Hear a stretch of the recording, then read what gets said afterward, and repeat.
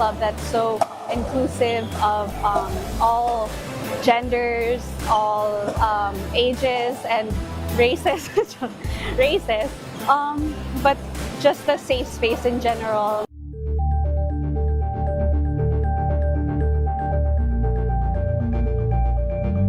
Ito ay bunsod ng naitalang 17 individual na ang kanilang naaresto. Metro Manila Development Authority o MMDA ang No Contact Apprehension Policy o NCAP sa Metro Manila. Sa ang ilang mga dokumento ay peke. Hindi rin legal ang employment na ipinangako sa kanila. Sa mata ng batas, mananagot ang sangkot at may sala. Dahil sa bawat paglabag, may karampatang parusa. Alamin ang mga pananagutan sa likod ng mga bawal. Dito sa Hoy! Bawal Yan! Tuwing Sabado, alas 11:30 ng umaga. Dito lang sa DZRH TV.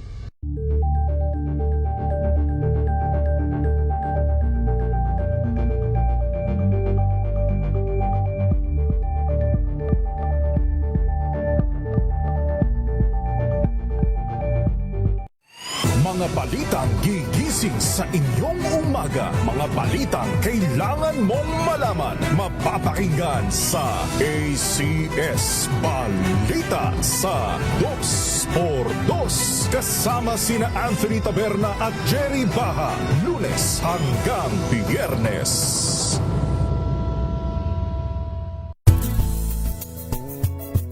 Number 1 na naman ang inyong DZRH sa latest survey ng Kantar Media na inilabas nitong January 2026. Hindi lang sa Metro Manila, kundi pati rin sa Mega Manila. Patunay na DZRH lang ang inyong tunay at totoong pinagkakatiwalaan. Taos-puso po kaming nagpapasalamat sa inyong patuloy na pagtitiwala dahil ang DZRH, una sa Pilipinas, una sa Pilipino. Saan ka man sa mundo, tayo Pilipino. Curious ka ba sa maraming bagay? Kami na ang bahala dyan. Aalamin, tutuklasin at bibigyang linaw namin ang mga katanungang bumabagabag sa inyong isipan.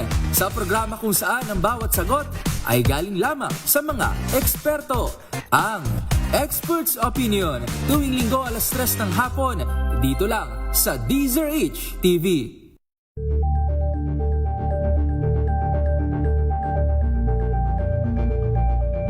We've got you covered. From the hottest hits, exclusive interviews, kilig to the bones fan meet experience, and hataw performances of your favorite stars. Saturdays, 12 noon, dito lang sa DZRH TV.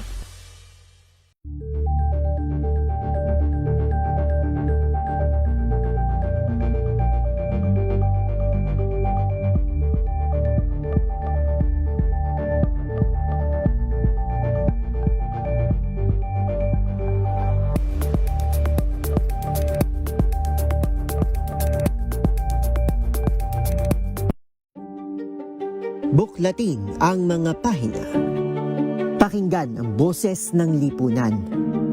Tunghayan ang mga issue mula sa ibang katayuan. Nakakalungkot kasi deserve ba namin ng ganito? Na hindi nila alam kung ano talaga yung kanilang mga karapatan. Yung gobyerno, tinulungan nila yung kanilang magsasaka. Pinapatahimik tayong lahat using various laws. Through education, kayang-kaya nating baguhin yung ganitong klaseng pag-iisip. Isang kwento, iba't ibang anggulo. Dito, sa Point of View.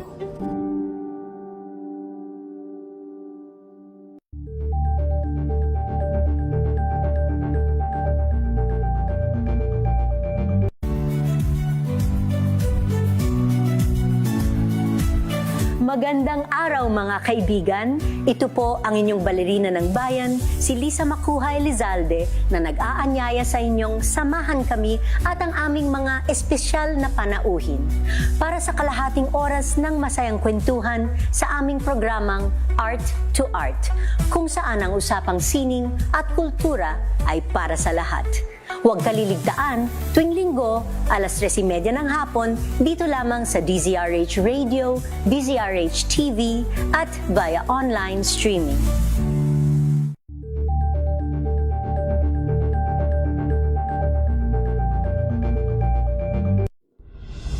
Tuloy-tuloy ang pagtulong, tuloy-tuloy ang pagseserbisyo at tuloy-tuloy ang balitaan kasama si May Binauhan sa Operation Tulong mula Lunes hanggang Biyernes.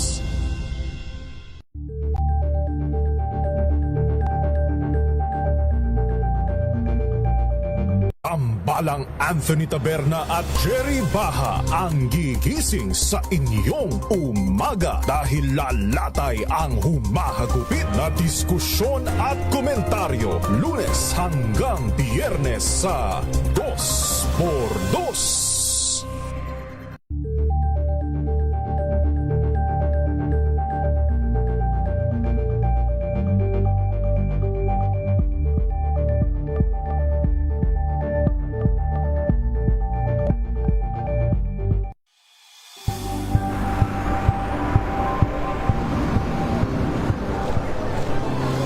Mga eksperto dito lang sa Expert Opinion.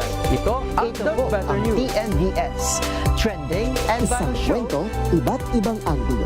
Dito sa Point. Bawat pananagutan ating tatalakayin dito sa Hoy, Bawal Yan. Pilipino, dito lang sa DZRH. Match of entertainment and lifestyle. Ito ang NBC TV Network News. Una sa Pilipinas, una sa Pilipino. Number 1 na naman ang inyong DZRH sa latest survey ng Kantar Media na inilabas nitong January 2026. Hindi lang sa Metro Manila, kundi pati rin sa Mega Manila. Patunay na DZRH lang ang inyong tunay at totoong pinagkakatiwalaan. Taos-puso po kaming nagpapasalamat sa inyong patuloy na pagtitiwala dahil ang DZRH, una sa Pilipinas, una sa Pilipino. Saan ka man sa mundo, tayo Pilipino. Maagang balitaan, maagang usapan sa mga issue at balita kasama si Kuya Angelo Palmones sa Magandang Umaga Pilipinas mula Lunes hanggang Biyernes.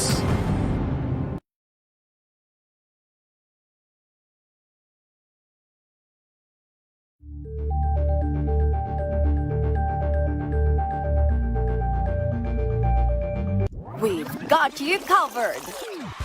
From the hottest hits, exclusive interviews, kilig to the bones fan meet experience,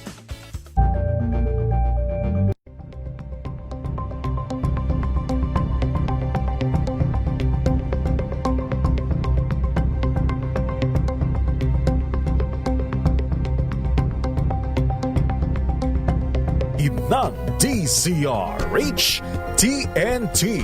Tomorrow's News Tonight. Mga balitang binabantayan, mga balitang ayaw tigilan ng intriga, mga balitang patuloy ang pagbabago. Malalaman na tonight with Ray Sibayan, Kisses Habson, TNT. Tomorrow's News Tonight. RH! TNT. Tomorrow's News Tonight.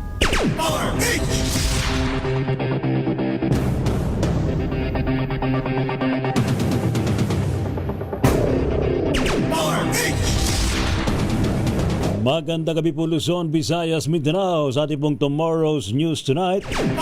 Ngayon po gabing ito ng Miyerkules, Abril 8, taong 2026. Sa ating pong headlines, 2 linggong tigil putukan sa pagitan ng US at Iran.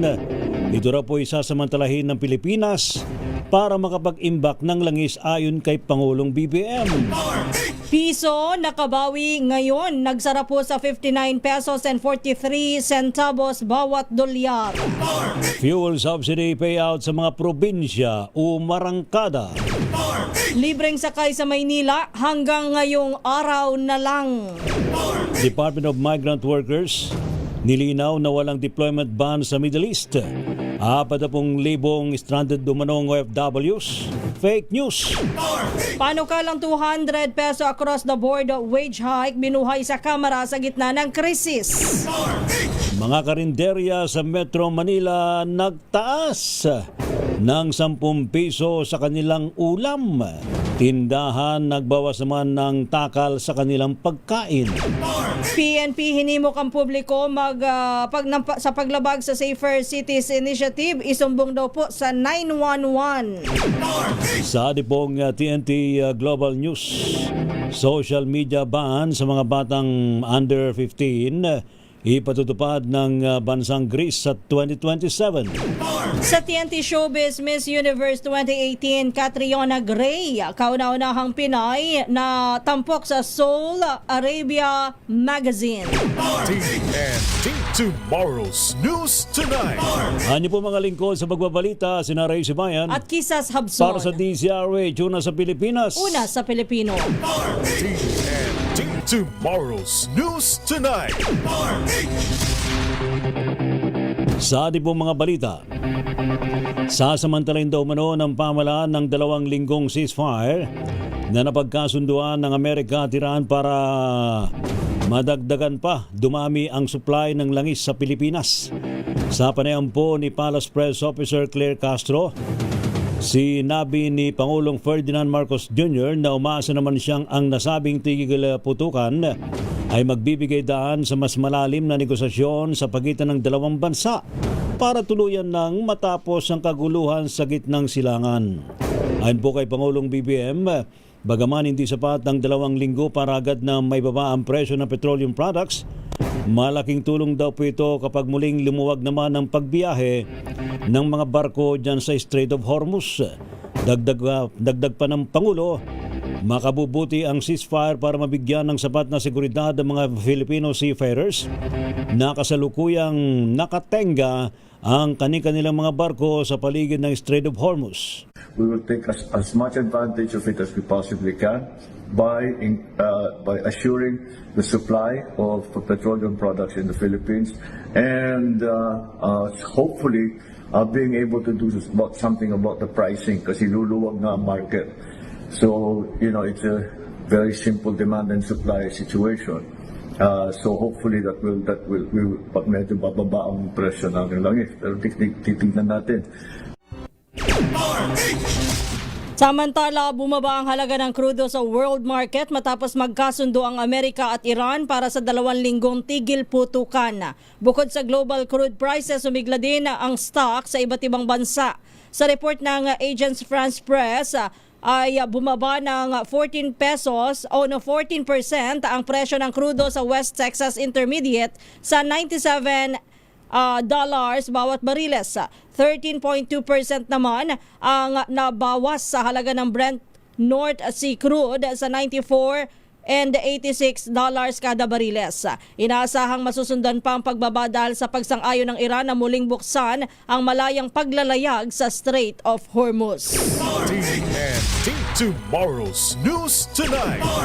Samantala, nakabawi ngayong araw ang halaga ng ating piso laban sa US dollar. Ayon po sa Bankers Association of the Philippines, ito'y matapos magsara ang palitan sa 59 pesos and 43 centavos mula sa kahapon ay 60 pesos and 33 centavos sa bawat US dollar. Nagbukas po ang trading kanina sa 59 pesos and 66 centavos, lumakas sa 59 pesos and 70 hanggang sa 59 pesos and 29 centavos bago tuloy nagsara sa palitan na 59 pesos and 43 centavos sa bawat dolyar. Noong Lunes ay natala sa 60 pesos and 5 centavos ang palitan ng dolyar sa ating piso. Sabay-sabay na umarangkada ang fuel subsidy payout para sa mga tricycle driver at operator sa 18 rehiyon sa bansa ngayong araw ng Miyerkules, April 8. Makatatanggap sila ng tiga 5,000 piso mula sa DSWD, gayon din ang iba pang mga PUV, TNVS at taxi drivers. Sa mga lalawigan ay mabibigyan din ng ayuda sa mga susunod na araw ngayong Abril. Sa panayam sa programang Damdaming Bayan, sinabi naman ni DSWD Secretary Rex Gatchalian na magkakaroon pa ng mga susunod na rounds o pagkakataon ng ahensya ng pamamigay ng ayuda. Sabi ni Gatchalian, maging iba pang mga ahensya ng gobyerno ay gumagawa na rin ng hakbang para makapagbigay ng tulong sa mga Pilipinong lubhang naapektuhan ng krisis sa langis. Ang gusto ng ating Pangulo, all of government approach. So, bukod sa DSWD na maglulunsad pa ng mga susunod na round, ang LTFRB may nagaganap na rin na tulong pinansyal ngayon yung kanilang fuel subsidy. Alam ko yung Department of Energy maglalabas na rin ng kanilang sarili.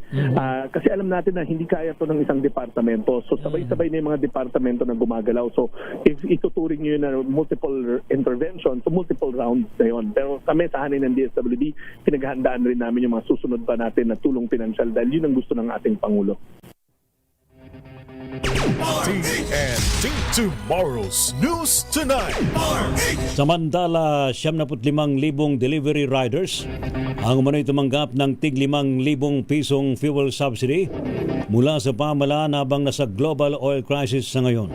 Sa isinagawang kapihan sa DICT, sinabi ni DICT Postal Regulation Division Director Carlos Murcia na may tinakdang 3 araw na fuel subsidy distribution para po sa private express and or messengerial delivery service o PMEDES riders sa National Capital Region sa darating na April 17 hanggang April 19, 2026. Nakatakda rin umano ang distribution ng ayuda sa labas ng Metro Manila mula April 28 hanggang April 30. Ayon po kay Murcia, ito ay special payout para sa mga rider at drivers na hindi pa nabibigyan ng ayuda. Nakadagdang ianunsyo naman ng DSWD sa pamagitan ng DICT ang lokasyon at kung saan gaganapin ng special payout events.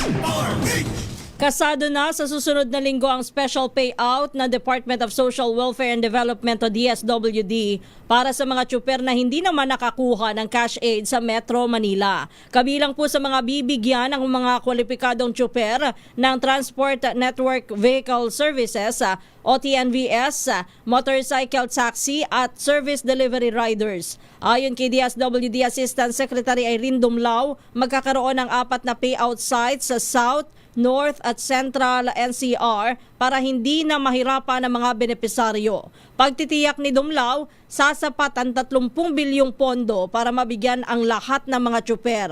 Sa ngayon, wala pang eksaktong lugar at petsa pero nakatakda itong ianunsyo ng ahensya bago pa man ang araw ng bigayan. TNT Tomorrow's News Tonight.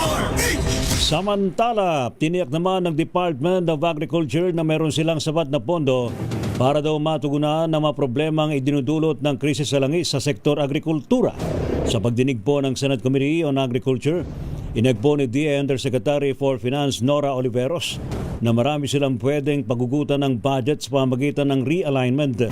Kabilang po sa matinukoy na pondo ang 8 bilyong piso mula sa continuing appropriations noong 2025 at ang hindi nagamit na 10 bilyong piso ng DPWH para sa farm-to-market roads. Inagpa ni Oliveros na mariing pagkuna ng mahigit sa 1 bilyong piso na matitipid mula sa mga kansiladong travel at training, pati na ang 2 bilyong piso na savings mula sa mga research project. Nanindigan naman ang Department of Energy na walang kakulangan ng langis sa bansa sa gitna ng global oil crisis. Ayon kay Energy Secretary Sharon Garin, pang mahigit na 50 araw pa ang fuel supply ng bansa, tuloy-tuloy ang dating ng mga bagong supply. Idiniin niya na ang kahalagahan ng bagong ipinatutupad na anti-hoarding rules ng kagawaran na layunin na maiwasan ang panic buying at mapanatiling maayos ang supply ng langis nationwide. Paalala po ng Energy Secretary, maaaring magtakda ang mga gasolinahan ng tamang dami ng ibebenta para sa agarang gamit lamang. Kontrolado rin at para lang sa pangingisda, pagsasaka, at mahalagang serbisyo ang pagbili ng gamit na drum o jerrycan. TNT Tomorrow's News Tonight. Hindi raw magba-brown out.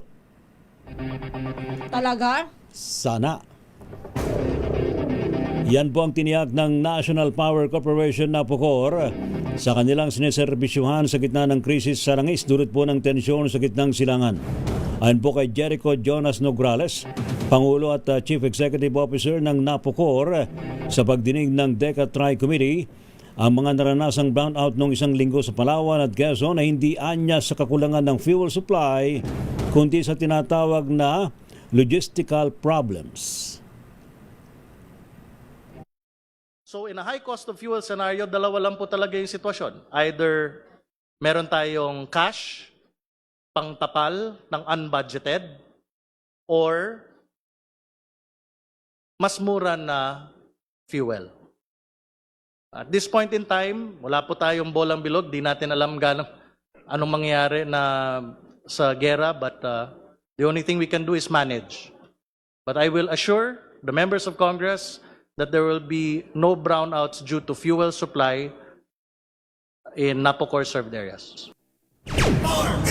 Samantala, aminado naman si Nograles na nakakapekto daw po sa operasyon ng mataas na halaga ng produktong petrolyo. Kaya kailangan ng maayos na management dahil sa walang makapagsasabi kung kailan magtatagal ang krisis dyan sa Middle East. Samantala, hindi agad mararamdaman ang epekto sakaling suspindihin ni Pangulong Ferdinand Marcos Jr. ang excise tax sa langis. Paliwanag ni Energy Secretary Sharon Garin, sinisingil ang excise tax sa pagpasok sa bansa ng mga petrolyo o sa mismong importasyon. Ibig sabihin, bayad na niya ang buwis ng lahat ng binibentahang petroleum product ngayong hanggang sa Mayo. Punto pa ni Garin ay nag-imbak na tayo ng petrolyo sa gitna ng global oil crisis at maaaring sa gitna o dulo pa ng Abril ang susunod na pag-aangkat. TNT Tomorrow's News Tonight. Idiniin ng Department of Energy na babawasan daw po ng 2 petroleum service contract na pinirmahan ni Pangulong BBM ang pagdepende ng bansa sa imported fuels. Magiging mas matatag din umano nito ang supply ng enerhiya at makalilikha daw po ng mga trabaho at oportunidad sa lokal na komunidad. Ayon po sa DOE, lalong nagiging mahalaga ang paggamit ng sariling indigenous energy resources para maibsan ang pagdepende sa imported fuel ngayong may oil crisis sa buong mundo. Binagit pa ng ahensya na para sa eksplorasyon at produksyon ng lokal na enerhiya ang mga bagong kontrata. Kabilang po sa mga proyekto ang Alegria Oil and Gas Field sa Cebu at ang pag-explore ng natural hydrogen sa Leyte. Inaasahan naman na magdadagdag ang mga ito sa lokal na supply ng enerhiya at magbubukas ng bagong oportunidad sa naturang sektor. Samantala, committed ang Kamara na makipagtulungan sa gobyerno para makahanap ng solusyon sa kinakaharap na krisis sa presyo at supply ng produktong petrolyo. Yan po ang inihayag ni House Speaker Faustino D. III sa hearing ng DECA Tri-Committee o Legislative Energy Action Development o LEAD Council na dinadaluhan ng mga opisyal ng Department of Energy, OWA, DMW at Department of Budget and Management sa issue ng oil price crisis. Ayon kay D, layunin ng hearing ang targeted assistance para maibsan ang pasanin ng mga vulnerable sector. Sang-ayon din si D na kailangan ng pangmatagalang solusyon, reforma sa enerhiya, ekonomiya at seguridad sa supply para hindi na paulit-ulit na tinatamaan ng krisis. Ang pagdinig na ito ay may dalawang klarong layunin. Unang-una na rito, ang agarang pagtugon. Targeted assistance para sa maibsan ang pasanin ng ating mga kababayan. Ikalawa, ang mga pangmatagalang solusyon, mga reforma sa enerhiya, ekonomiya at seguridad sa supply upang hindi na tayo paulit-ulit tinatamaan ng ganitong crisis. The objective is clear. Protect the Filipino people, stabilize the economy, and build resilience against future shocks. Habang patuloy tayong gumagawa ng mga reforma, mga bagong batas at polisiya, mahalaga rin bilang isang bansa ay manatili tayong matatag at handang tumulong sa isa't isa bilang Pilipino. Si House Speaker Faustino D. III. Samantala, sumugod sa Southgate ng Kamara ang kilusang Mayo 1 at iba pang militanteng grupo kasabay po ng pagdinig sa krisis pang-ekonomiya bunsod ng walang tigil na oil price increase.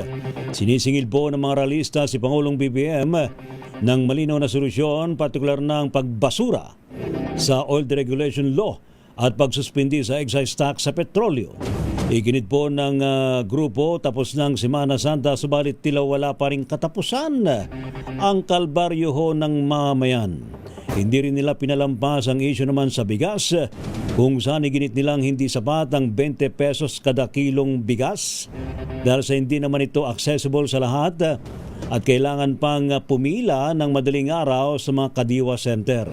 Kasama sa kilos protesta ang grupo ng bayan, mga unyon at kabataan na nagpahayag po ng matinding pagkadismaya sa umano'y pananahimik at umano'y papiso-pisong tugon na administrasyon sa lumalalang paghihirap ng sambayanang Pilipino.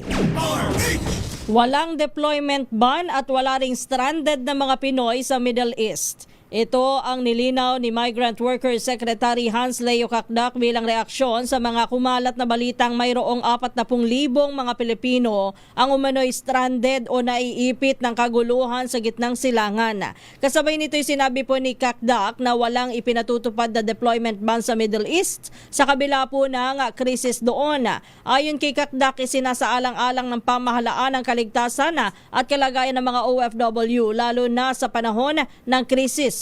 Kaugnay nito, inatasan po ni Kakdak ang recruitment agencies na lutasin ang mga karaingan ng mga Pinoy worker na patungong Middle East. Maging ang mga kababayan natin doon at sa mga nais na mag-repatriate. Tiniyak naman ng DMW Secretary na patuloy na pinahihintulutan ng pamahalaan ng pagpapadala ng mga manggagawa sa Middle East sa ilalim ng ipinatutupad na protocols. TNT Tomorrow's News Tonight. Standby pa rin po si papang mga malalaki mga balita sa Tomorrow's News Tonight. Ngayon pong Thank God It's Wednesday. Hinihirit na po ngayon, itinutulak po at ito rin raw ang panahon para daw po maaprubahan na ang sinusulong na 200 pesos across the board wage increase para po sa mga empleyado, mga obrero.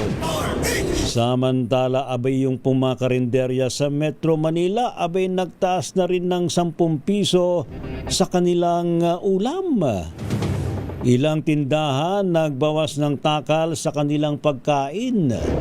Yung mga maliliit na mga tindahan, mga sari-sari store, abay nagtaas na rin. Lalo na daw dito sa Pasay. Tapos kung sasabihin mo dun sa mga nagtitinda, sabi ho ng DTI, wala daw dapat pagtaas. Doon po kayo bumili sa DTI.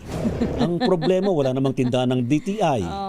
Talaga naman DTI. Meron dyan mamaya, antabayanan nyo. Muli na naman giniit ng DTI na walang magiging pagtaas hanggang sa katapusan ng buwang ito. Ang pinapasyalan lang kasi ng DTI, supermarket. DTI, gising. Grocery.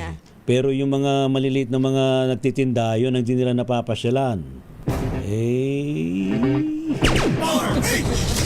Samantala naman, PNP hinimok po ang publiko paglabag sa Safer Cities Initiative, abay dapat daw pong isumbong sa 911. Sa pong TNT Global News, social media ban sa mga batang under 15 ipatutupad sa bansang Greece. sa 2027. Sa sports, twice to beat advantage, malapit ng mapa sa kamahayan ng FAU Tamaraos sa UAAP Season 88 Men's Volleyball. At sa showbiz, Miss Universe 2018 Catriona Gray, kauna-unahan daw pong Pinay na tampok sa Seoul Arabia Magazine. Pilipinas ang oras, alas 9:37 ng gabi.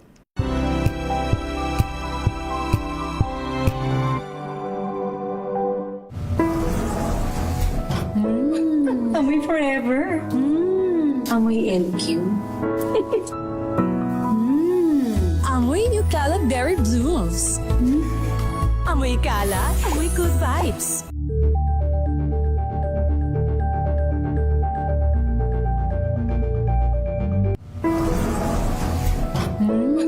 Amoy forever. Amoy LQ. Amoy New Caleb Berry Blues. Amoy kalat, amoy good vibes.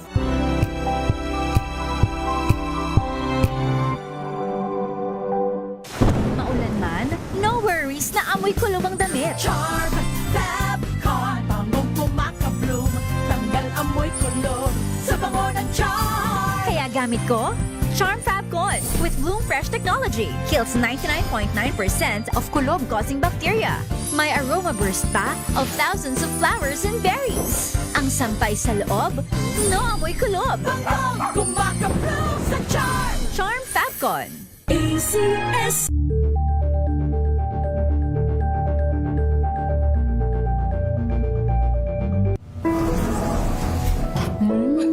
Amoy forever. Amoy LQ.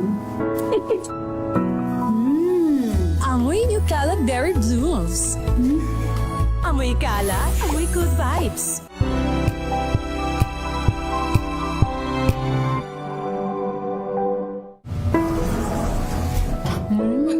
Amoy forever.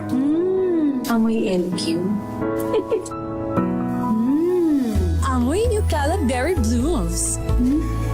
Amoy kalat, amoy good vibes.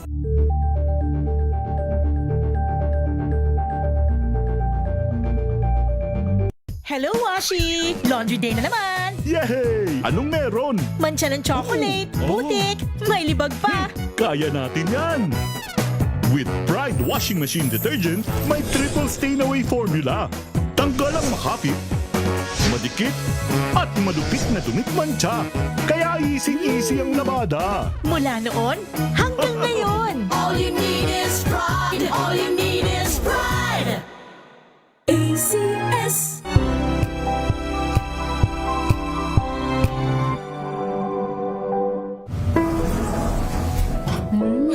Amoy forever. Amoy LQ. Amoy New Caleb Berry Blues. Amoy kalat, amoy good vibes.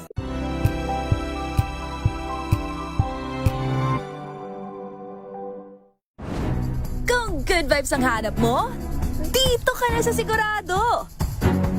Mula sa mga istoryang nagbibigay ng inspirasyon hanggang sa mga kwentong may dalang solusyon.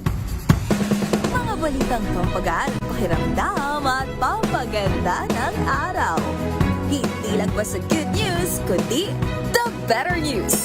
Mula Lunes hanggang Biyernes, 1:00 ng tanghali sa DZRH TV.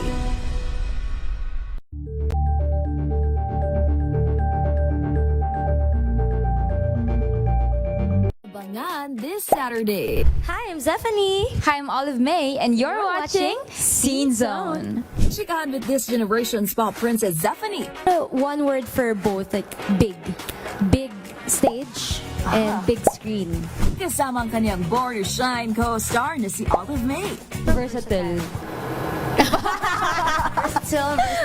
Okay. I guess the versatile is versatile.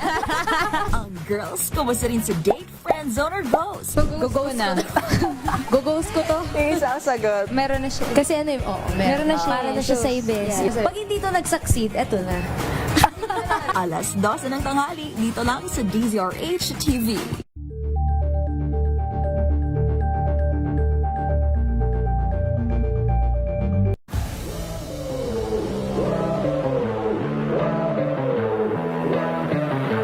I think pickleball is sport I think we can thrive talaga kasi bukod sa nagmamatter naman yung height, pero I think ito yung sport na fit para talaga sa mga Pilipino. As someone na the only Filipino player then I think it's an opportunity and a responsibility for me, to showcase our talent as a Filipino rin in world stage.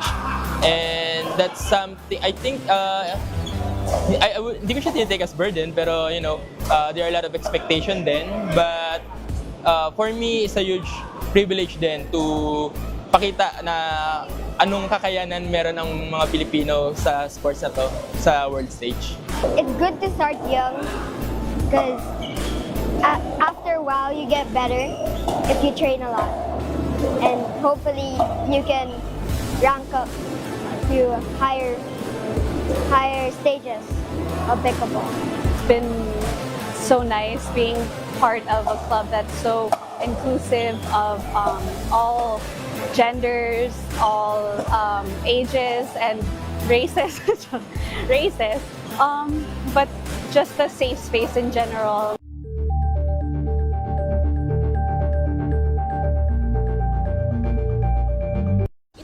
Ng naitalang 17 individual na ang kanilang naaresto. Metro Manila Development Authority o MMDA ang No Contact Apprehension Policy o NCAP sa Metro Manila. Sa ang ilang mga dokumento ay peke, hindi rin legal ang employment na ipinangako sa kanila. Sa mata ng batas, mananagot ang sangkot at may sala.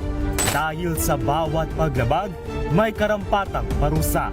Alamin ang mga pananagutan sa likod ng mga bawal. Dito sa Hoy!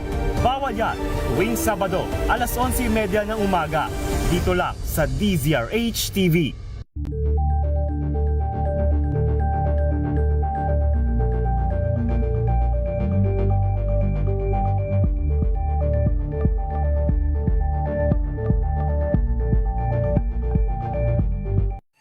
Mga balitang gigising sa inyong umaga. Mga balitang kailangan mong malaman. Mapapakinggan sa ACS Balita sa 2x2. Kasama sina Anthony Taberna at Jerry Baha. Lunes hanggang Biyernes.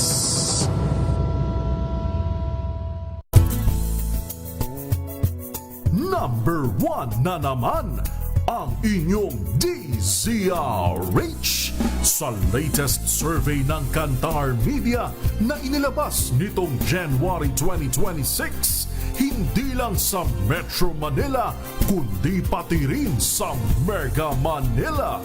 Patunay na DZRH lang ang inyong tunay at totoong pinagkakatiwalaan.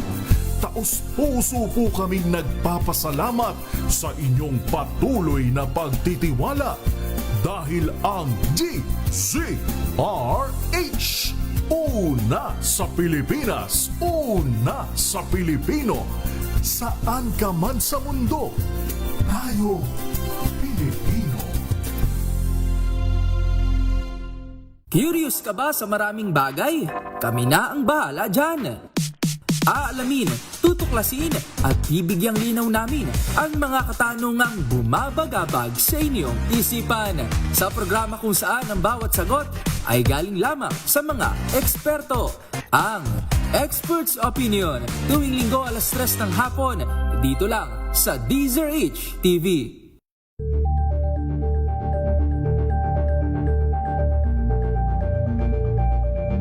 We've got you covered.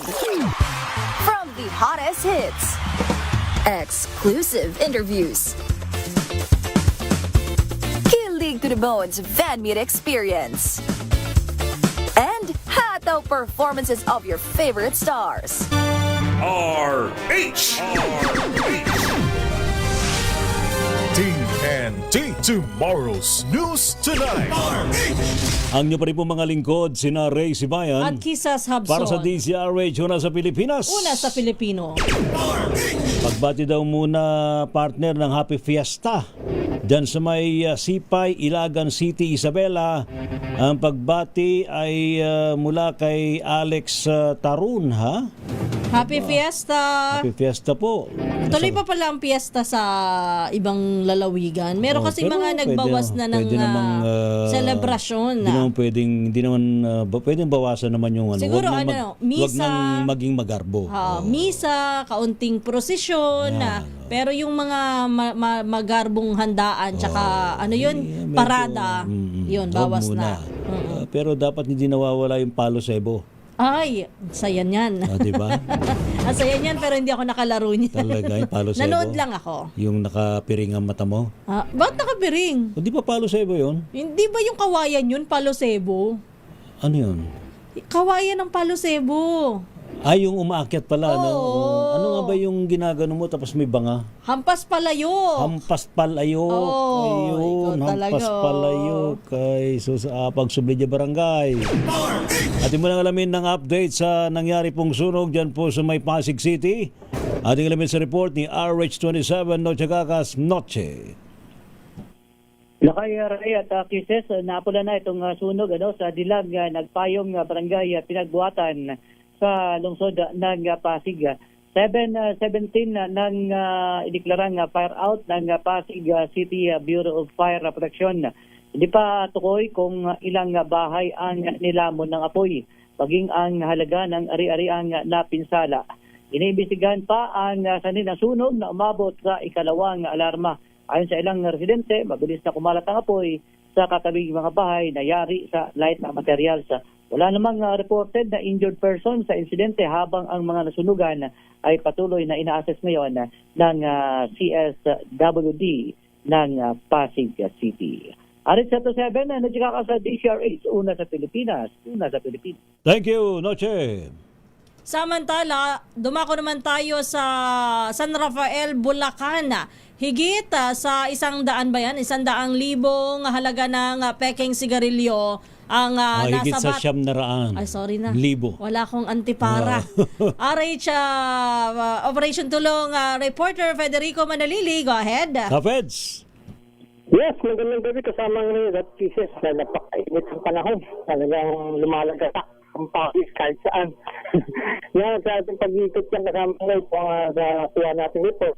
Nasabat nga ng mga otisod ang San Rafael, Bulacan, ang isang highest na sa area ng barangay pinakambayan ng San Rafael. Pasado alas 5 na madaling araw kanina. At ito yung mga naglalaman ng mga counterfeit na sigarilyo. At mula pa yan sa Valenzuela yung driver. Kinilala ang abstadong suspect kasi alias Berto, 48 anyos, at residente ito ng Gente de Leon ng gitna ng Valenzuela. Bangkay sa ulat ni Police Lieutenant Colonel Protong Guevara, hepe ng San Rafael PNP, habang nagsasagwa ng opransita ang mga otoridad ng isang highest ban ang kanilang pinahinto para verification ng ginawang inspeksyon ay napansin ng mga otoridad ang sa loob na kahon-kahon ng sigarilyo at doon pinabuksan at voluntaryong binuksan nga ng driver ang kanyang van at ito hinalapan ng mga dokumento ngunit walang maipakita. Ito yung mga naglalaman ng mga counterfeit na sigarilyo. Aabot ito sa 61 at naglalaban ng mga peke sigarilyo at may kabuang halaga ng 715,000 piso. Sa ngayon nakapit na sa custodial facility ng San Rafael Police Station ang arestadong suspect habang ito naharap sa mga patong-patong na kaso tulad ng RA 10863, Custom Modernization at Tariff Act, RA 10643, Graphic Health and Warning Law, at RA 7394, Consumer Act of the Philippines at National Internal Revenue Code of 1997. Federico Manalili para sa DCRH, una sa Pilipinas, una sa Pilipino. Thank you, Kapeds. TNT Tomorrow's News Tonight. Sa di pa rin pong mga balita, tumaas rin hanggang 10 piso ang mga pagkain sa mga karinderya, partikular na sa University Belt area sa Maynila. Ayon po sa mga negosyante, hindi nila maiwasan na magtaas daw po ng presyo dahil sa hirap na rin silang makasabay sa pagtaas ng presyo ng gulay, maging ng karne at ng LPG. DTI, nakikinig ba kayo? Subalit ginit po ng mga may-ari ng karinderya na hindi nila babawasan ang kalidad o dami ng pagkain para mapanatili pa rin ang tiwala ng kanilang mga suki. Ay naman kay Bruce Ivan de Guzman, isang ekonomista, hindi malayo na lumipat ang mga customers sa mga fast food kung halos magkapareho na ang presyo ng pagkain dito at sa mga karinderya. Aminado naman ng ilang mga consumer na napilitan silang maghanap ng murang alternatibo dahil sa pagtaas ng gastusin. Sa mga hindi naman nagtaas, ilang karinderya po sa Pasay City ang nagbawas naman sa takal ng ulam dahil po sa mahal na presyo ng LPG. Ayon sa mga nakapanayam ng ating DZRH reporter na si Giselle Ricafort, wala silang ibang magawa kundi bawasan ang dami ng gulay na inihahain sa kanilang customer dahil baka wala nang bumili kung magtataas sila ng presyo. Pero kung magmamahal pa umano ang LPG ay mapipilitan silang itaas na ang presyohan ng gulay sa 45 pesos mula sa 35 pesos habang ang 75 pesos to 85 pesos naman na karne mula sa 70 ay magbabago na rin. Gate po ng mga karinderya owner, lugi na sila sa pagsipa ng LPG sa mahigit na 1,630 mula sa dating mahigit na 780 pesos lamang. TNT Tomorrow's News Tonight. Samantala, tiyak naman ng DTI na mananatili daw po ang kasalukuyang presyo ng mga pangunahing bilihin hanggang sa katapusan ng Abril. Ayon po mismo kay DTI Secretary Cristina Roque, pumayag na raw ho sa kanilang pagpupulong ang mga manufacturer na huwag muna magbago ng presyo ng mga produkto sa kabila ng epekto ng patuloy na pagtaas ng presyo ng petrolyo. Kabilang daw po sa mga produktong hindi raw tataas. Talaga? Kabilang daw po sa mga produktong hindi raw tataas. Oo. Ay ang sardinas. Kwento pa. Corned beef. Oo. Meatloaf. Tinapay. Tulad ng Pinoy Pandesal. At ilang sabong panlaba. Pati ng iba pang basic commodities. Ikaw ba'y naniniwala pa dyan? Ewan, pero... Nagoyo na nga tayo ng 500 peso Noche Buena eh. Maniniwala ka pa ba? Tayo bumibili ng tingi-tingi pero matataas na ho ngayon. Pinatungan na ho ng mga tindahan yung kanilang mga tingi-tinging ibinebenta. Ang nakalulungkot pang balita hanggang ngayong araw na lamang ng Miyerkules, April 8, ang libreng sakay program po ng pamahalaan sa lungsod ng Maynila. Sa anunsyo po ni Mayor Isko Moreno Dumagoso, wala munang extension ng programa dahil magkakaroon daw po ng pagsusuri sa naging implementasyon nito sa nakalipas na mga araw para matiyak daw po na magiging epesyente ang pagpapatupad at mas marami pang makinabang sa naturang programa. Inilunsad po sa Manila, LGU, ang 5 araw na libreng sakay noong March 30, 31, April 6 at 7 at ngayon po ang huling araw. Bilang agarang tugon daw po upang maibsan ang pasanin ng mga commuter at matulungan ng mga driver at operator na hirap sa patuloy na pagtaas ng presyo ng langis. Tiniyak naman po ng alkalde, patuloy na magsasagawa ng hakbang ang pamahalaang lungsod upang maipagpatuloy ang pagtulong sa mga Manilenyo na apektado ng krisis. TNT Tomorrow's News Tonight. Samantala, para naman kay Akbayan Party List Congresswoman Dada Kiramis Mula, napapanahon ng isa batas ang panukalang 200 pesos across the board wage increase. Ito po'y matapos lumabas sa datos na katumbas na lamang ng 750 pesos ang isang libo. Yun na raw ang balor ngayon ng 1,000 pesos. 750 pesos na lang. Nabawasan ng 250. Iginit po ni Congresswoman Ismula ang panukalang 200 pesos na dagdag sweldo ay hindi lang lifeline kundi katarungan para sa bawat pamilyang Pilipino na patuloy na nagsisikap sa gitna ng krisis na barya na lamang ang kinikita sa ngayon. Kailangan na niyang i-prioritize ng administrasyon ang pagpapatibay ng aumento sa sweldo dahil sa ito ang isa sa mga konkreto at long-term solution sa gitna ng mahabang krisis kumpara sa one-time na ayuda para sa ating mga manggagawa.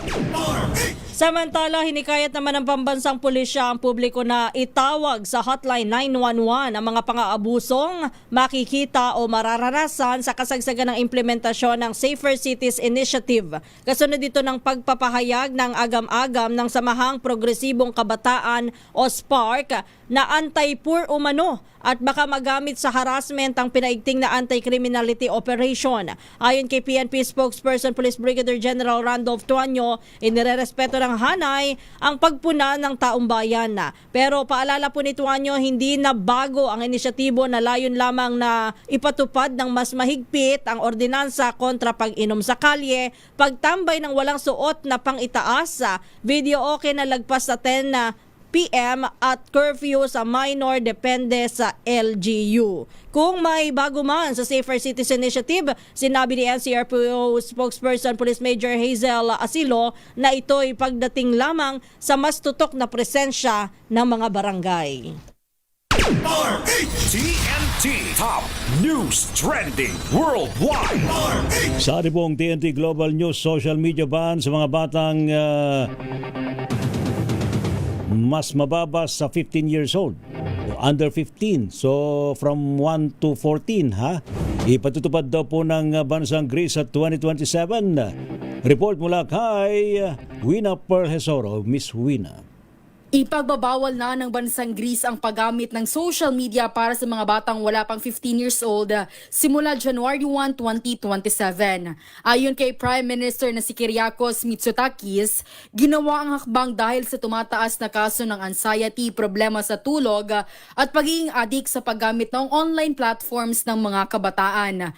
Sa kanyang mensahe, sinabi ng punong ministro na maraming kabataan ang masyadong matagal nakatutok sa screen kaya hindi na nakakapagpahinga ang kanilang isip at naaapektuhan pa sa pressure mula sa social media tulad ng paghahambing sa iba at mga komento online. Base sa survey, nasa 80% ng mga Greek ang sumusuporta sa planong pagbabawal.